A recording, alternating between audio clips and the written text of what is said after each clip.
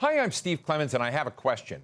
How did Trump go from the president who wanted to end wars and promote commerce straight to a wartime president who's rocked the global economy? Let's get to the bottom line.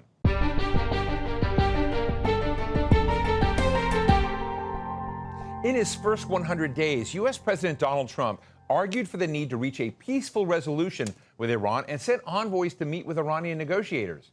Now he's got a full-blown war on his hands, spearheaded by Israel, but supported heavily by America. And in Gaza, despite Trump's plea to Israel to, quote, stop that whole situation as quickly as possible, things have gone from bad to worse as well, with a joint US-Israeli scheme to get food to Palestinians becoming a daily death trap for people seeking aid. And here at home, Americans have come out in droves to protest what they see as billionaire-first policy and the backslide of democracy in their country. So where is the Trump that promised stability and prosperity to Americans? Today we're talking with Senator Chris Van Hollen, a Democratic Party leader who represents the state of Maryland. Senator, thank you so much for joining us. Let me just start with the news that's underway right now as we're speaking, which is just days ago, President Trump had publicly encouraged Israel not to take the actions that it took, attacking Iran, attacking the facilities. That has now shifted very dramatically to President Trump basically owning this and demanding unconditional surrender from Iran. How do you see things going at this moment? Well, Steve, it is good to be with you. And President Trump, campaigned as the person who would be the president that kept America out of wars. And I've been very clear, along with some of my colleagues, that President Trump doesn't have the constitutional authority simply to drag America into a war against Iran without congressional action, right? The Congress has the power to declare war. So we have seen some bipartisan resolutions introduced in the House. I support my colleague, Senator Kane's resolution in the Senate. But we're obviously going to keep pushing on this and remind President Trump about the fact that not only did he say he wasn't going to get us into wars, but he was going to end wars. He was going to end the war in Gaza on day one and the war in Ukraine on day one. And here we are. So let me just ask you, and not to punch a hole in the logic of that, but we've seen other actions taken by presidents with the Houthis. We saw President Biden. We saw President Obama kind of ignore Congress's role. I remember Senator Kane and others saying, wait, you can't do that without us. But yet nothing that I've seen has changed the habits of congressional role and responsibility in terms of kinetic conflicts vis-a-vis the White House. Why do you think this time might be different? Well, you're right, Steve. We've seen presidents too often ignore Congress or roll over Congress. And part of that is because Congress has refused to assert itself, which is why it's important that we do so right now and make it clear that the Constitution requires that President Trump come here to seek any authorization to go to war against Iran. And this notion that, you can just drop a few big bombs and be done with it misunderstands history, because there is a real risk that the United States will get dragged deeper and deeper into this war if it started. So this is why so many of us are speaking up right now and reminding the president not only of his constitutional duties, but as the person who said he was going to end wars, not start them. What is your sense of Israel's, I would say, success in commandeering the White House into a different direction that it seemed to be trying to avoid? Well, Steve, there's no doubt that Netanyahu has outsmarted President Trump.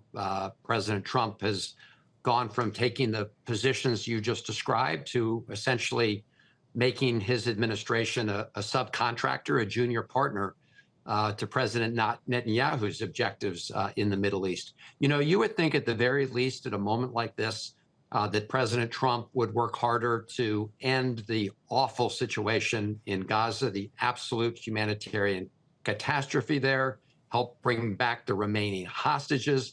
He said he was going to do that on day one.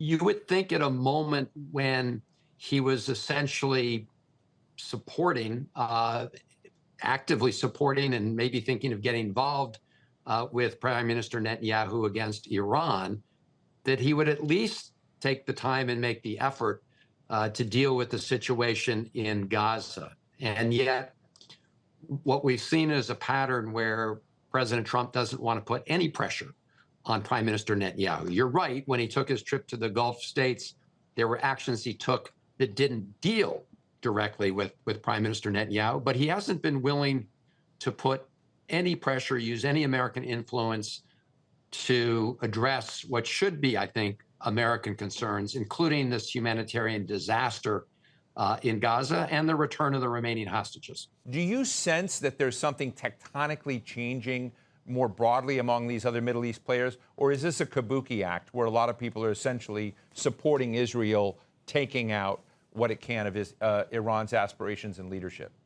Well, Steve, that's an important question. I really don't know the answer to it fully, because we sometimes do see this situation where some of the Gulf states especially will say one thing in public and another thing in private.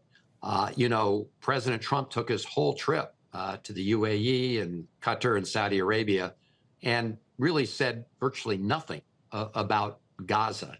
And I would have thought that those countries, the leaders of those countries, would have wanted to raise that issue, give it a higher, priority. But they seem to go along with, saying nothing as well. So the short answer to your question is I don't know where exactly they are right now. As you know, the Gulf countries have also improved their relationships over time with Iran. But again, it's hard to figure out where exactly they are at this moment. So another major divide, Senator, that seems to be out there that is being reported upon is not necessarily in the Middle East with these different leaders in the countries, but in Donald Trump's own administration. There are reports that Tulsi Gabbard, the director of national intelligence, has had serious qualms about this direction. She thought reportedly that she was very much in line with President Trump, who did not want to have a war hatched on his watch, that people were hired that saw this as an overextension and a wrong extension of military power. From your sense of things, do you think Trump has a problem very close at home in his own White House? I do think he does, and he should have one, because as we were discussing earlier, he said during the campaign that he was going to be the president to end wars, not start wars or not get dragged into wars. And if you look at, for example, the comments coming from the intelligence community, which Tulsi Gabbard discussed just 90 days ago, it was the assessment of the entire intelligence community that Iran had not made any decision to proceed with developing a nuclear weapon. That had been the U.S. intelligence assessment that predated the Trump administration, and the intelligence community has continued to adopt that view. So, for President Trump the other day to dismiss all of his intelligence agencies is just part of his pattern of trying to dismiss the facts. And we should have a conversation based on the facts, not whatever Donald Trump decides to make up at any particular point in time. But to your broader point, yes, you've got the Vice President of the United States, Vice President Vance. You've got, of course, the debate that got a lot of attention here, discussion between Tucker Carlson and Senator Cruz, where Senator Cruz didn't seem to know much about Iran and still wanted to just launch a war against Iran. So, yes, there's definitely a fair amount of disagreement, to put it diplomatically, within the Trump administration. I mean, for our viewers, that video between Tucker Carlson, a journalist who's now independent of Fox News, has his own news platform, interviewing Senator Ted Cruz of Texas, where he asked Senator Cruz, what's the population of Iran?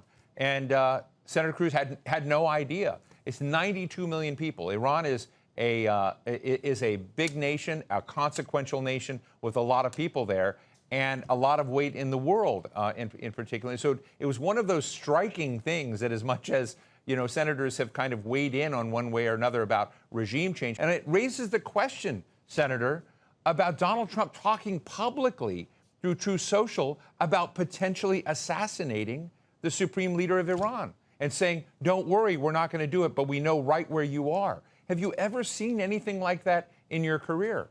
I have not, Steve. And as you know, you just have to rewind some tapes to see, Donald Trump being very critical about, prior American presidents, administrations engaging in regime change by force. Look, I would very much like to see a different regime in Iran, right? They have a terrible, murderous regime, but they're doing this by force, as we did in Iraq, can have all sorts of negative, harmful consequences, including the loss of thousands of American lives ultimately.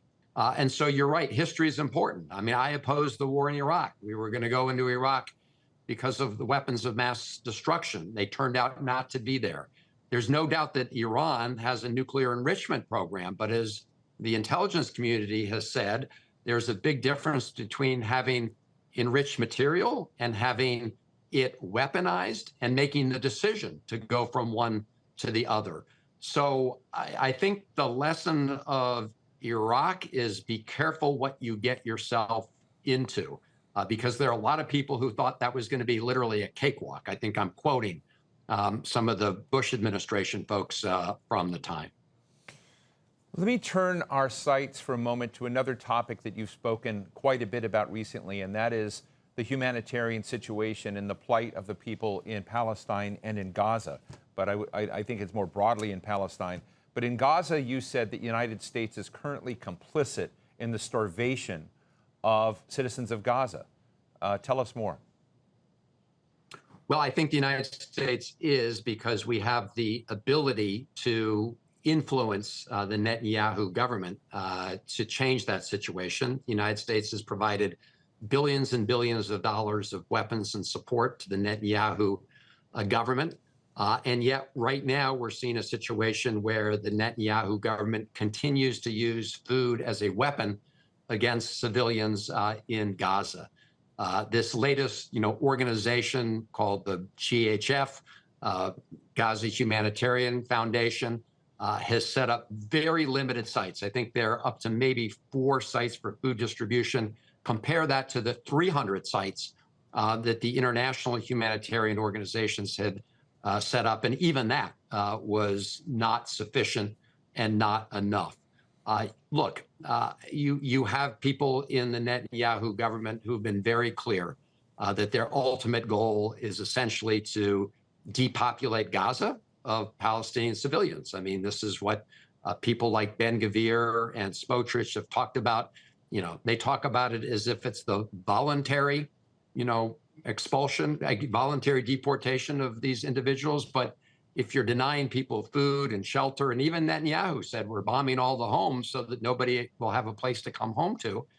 On top of that, you have, of course, Donald Trump, who in the Oval Office, standing by Prime Minister Netanyahu, talked himself about pushing 2 million Palestinian civilians out of Gaza and not letting them return.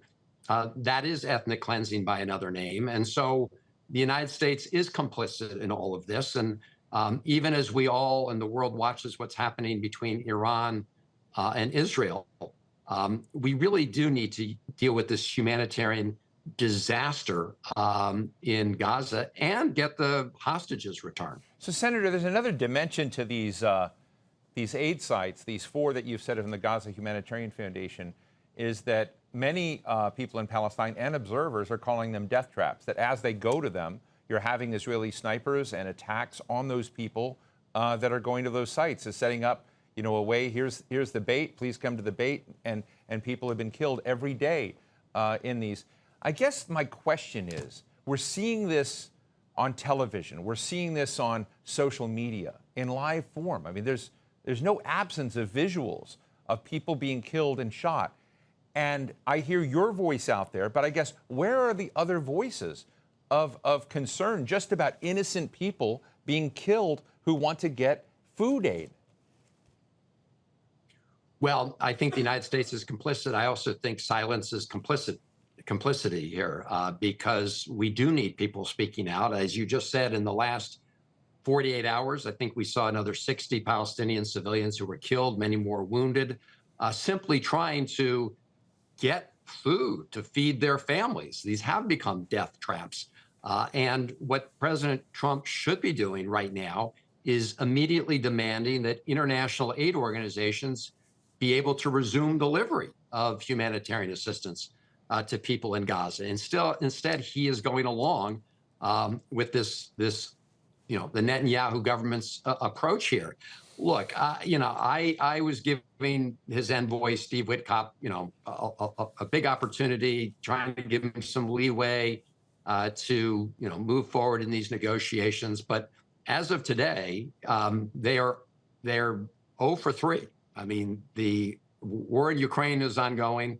The situation in Gaza is ever worse. And now the negotiation that Steve Witkoff was going to have this past Sunday with his counterpart was obviously disrupted by Netanyahu's decision to attack Iran. So, Donald Trump considers himself this great negotiator, but really, as of today, he's 0 for 3. And the consequences for people in the region are awful, most of all for people in Gaza right now. Senator, you recently had a pretty significant clash with a former colleague of yours, Senator Marco Rubio, who's now Secretary of State. Really, and the difference as I watched and saw it was your dismay about his abandonment of values that you thought he stood for, values about habeas corpus, about civic justice, about America's standing and brand in the world. A lot of this where he basically, in a way, mocked you for having so-called margaritas with a wrongfully expelled person to El Salvador, Kilmar Abrego Garcia, whom you went to see finally and be able to connect. But there is this sense of a kind of, seduction, if you will, of people of substance and have been in politics for a long time by this moment where extrajudicial and extra legal, behaviors are somehow okay and not challenged. And I just want to ask you, just as someone, we've known each other for a long time, this tendency to just abandon values, not follow laws, and not be challenged is something that strikes me as something very worrisome about the country. I see and hear your voice out there, but where's the Democratic Party? Where are the Republicans with conscience at this moment who also worry about America's brand in the world? Well, Steve, I really think, you put your finger on a core issue, which is what we're witnessing from the Trump administration is a betrayal of American values, fundamental values. And it is important that people speak up across the political spectrum, because these had been American values, not Democratic Party or Republican Party values. And the reasons I told Secretary Rubio that I regretted voting for his confirmation was because when he was a U.S. Senator, he used to talk about the importance of human rights. He used to talk about the importance of the rule of law. And instead, he has just had a full MAGA Trump lobotomy and forgotten all about that. And the Trump administration is trashing those important values that the United States has stood for. We've never been perfect. I mean, we haven't, been able to perfectly support those ideals, but we have advanced them around the world. And what Donald Trump and now people like Rubio are doing is just throwing them all overboard. And I do think it hurts American credibility. It hurts what America stands for, and all of us need to stand up for it. I mean, Marco Rubio has become really the deporter in chief. I mean, that's one of the things he will now be remembered for, is essentially locking up students who express their First Amendment rights, regardless of whether people agree or disagree with them. In the United States, you have the freedom and the right to express your views. And of course, the other thing that he did early in his administration was go cut a deal with Bukele, the president of El Salvador, who says he's the, quote, coolest dictator in the world, in order to lock up people who are illegally deported from the United States, including Kilmar Abrego Garcia, who was snatched off the streets of Maryland and sent there. And I'll just say that it just shows how desperate the Trump administration is, that they can't talk about that case without lying. I mean, this whole thing about the margaritas, of course, is the big lie that they concocted to cover up the fact that they are violating the Constitution and denying people like Abrego Garcia his due process rights. And when you do that to him, you threaten them for everybody who lives in America. While the machinery around President Trump, Senator, is moving one direction and moving very compellingly, moving very quickly, making, big impacts, there's just no doubt about that. At the same time, your party, the Democratic Party, seems to be falling apart in a lot of ways. There's a big divide in the Democratic National Committee. Randy Weingarten, whom we both know, very senior, high-level Democrat, American Federation of Teachers president, and another union president, both resigned from the Democratic Committee. We also had David Hogg, a 25-year-old vice chairman, who was basically saying, hey, we need some new blood in the system, et cetera, change. I mean, we may be able to quibble around the details, but it seems at the moment when you need to kind of find common cause and purpose of one party to challenge the others, while one side is moving, the other side is coming undone. Do you see it differently than I do? Well, I think coming totally undone is an overstatement. That said, Steve, there's no doubt that after the losses that Democrats experienced in the last election, both in terms of the presidential election as well as in the House and Senate, there's bound to be, I think, a fair amount of soul searching and differences of opinion as to the way forward. I will say what gives me great hope and heartens me is the kind of rallies we saw from the American people all over the country just the other day when we These are the No Kings rallies. No Kings rallies. I went to a rally, in the morning in Maryland, my state of Maryland, Rockville Pike. There were thousands of people there who were rising up and saying, we are going to defend our Constitution. We're going to protect our democracy. We're going to protect the country we love. And so I think at this moment, you're seeing a lot of grassroots activism. And at the end of the day, we can fight the Trump administration lawlessness in the courts, and we are.